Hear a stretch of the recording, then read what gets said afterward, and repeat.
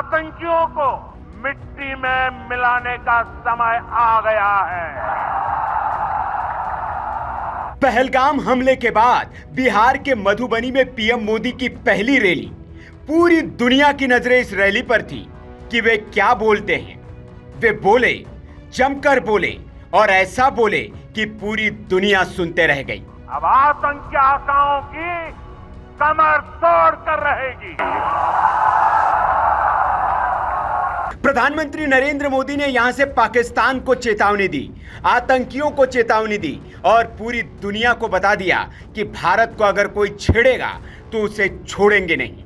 उन आतंकियों को उनकी कल्पना से भी बड़ी सजा मिलेगी, सजा मिलकर के रहेगी। पहलगाम में आतंकवादियों ने जो कुछ भी किया, उसके बाद भारत सरकार कुछ बहुत बड़ा करने जा रही है।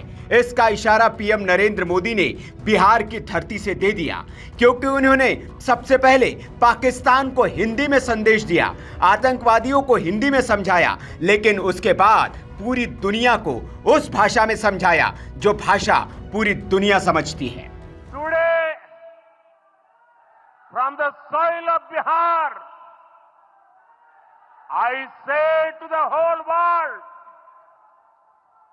India will identify, track and punish every terrorist and their backers.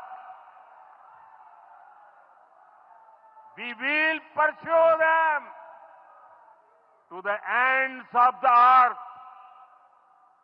India's spirit will never be broken by terrorism. Terrorism will not go unpunished. Every effort will be made to ensure that justice is done. The entire nation is firm in this resolve. Everyone who believes in humanity is with us. I thank the people of various countries and their leaders who have stood with us in this time. जी हां, प्रधानमंत्री नरेंद्र मोदी ने बिहार की धरती पर अंग्रेजी में चेतावनी यूं ही नहीं दी। मंच भले ही बिहार का था, लेकिन प्रधानमंत्री मोदी के निशाने पर पूरी दुनिया थी। दुनिया के सब देशों को पीएम मोदी ने यहां से बता दिया है कि पाकिस्तान की अब खैर नहीं है और जो कोई पाकिस्तान को बचाने आएगा उसकी भी खैर नहीं होगी। प्रधानमंत्री मोदी के इस गुस्से भरी चेतावनी के बाद पाकिस्तान में खलबली मची हुई है। पाकिस्तानी सेना प्रमुख और प्रधानमंत्री ने बैठकों का दौर शुरू कर दिया है। पाकिस्तान के रक्षा मंत्री गिड़गिड़ा रहे हैं कि कह रहे हैं कि पहले जैसी भारत एयर स्ट्राइक न कर दे, लेकिन भारत सरकार और मोदी ने तय कर लिया है, इस कायराना हमले का हिसाब होगा और हिसाब बहुत भयंकर होगा। 22 अप्रैल को जम्मू कश्मीर के पहलगाम में आतंकियों ने मासूम देशवासियों को जिस बेरहमी से मारा है, उससे पूरा देश व्यथित है। कोटि कोटि देशवासी दुखी हैं। सभी पीड़ित परिवारों के इस दुख में पूरा देश उनके साथ खड़ा है। जिन परिवारजनों का अभी इलाज चल रहा है, वे जल्द स्वस्थ हो, इसके लिए भी सरकार हर प्रयास कर रही है। साथियों, इस आतंकी हमले में किसी ने अपना बेटा खोया, किसी ने अपना भाई खोया, किसी ने अपना जीवन साथी खोया है।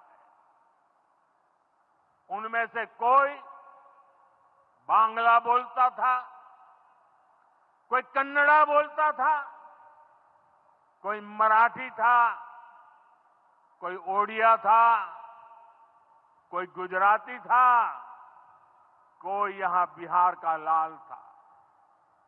आज उन सभी की मृत्यु पर करगिल से कन्याकुमारी तक हमारा दुख एक जैसा है, हमारा आक्रोश एक जैसा है। ये हमला सिर्फ निहत्थे पर्यटकों पर नहीं हुआ है, देश के दुश्मनों ने भारत की आत्मा पर हमला करने का दुस्साहस किया है।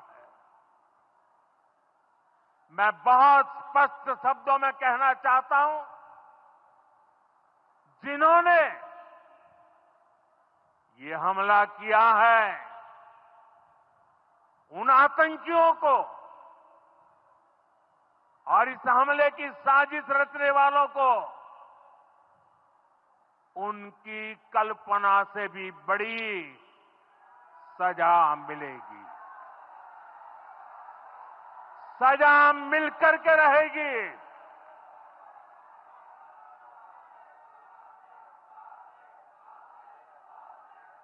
अब आतंकियों की बची खुची जमीन को भी मिट्टी में मिलाने का समय आ गया है।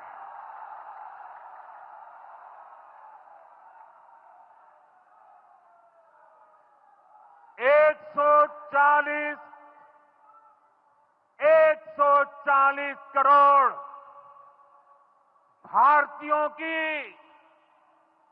इच्छा शक्ति अब आतंकी आकाओं की कमर तोड़ कर रहेगी। Bureau report, VK news. VK news, राष्ट्र के नाम।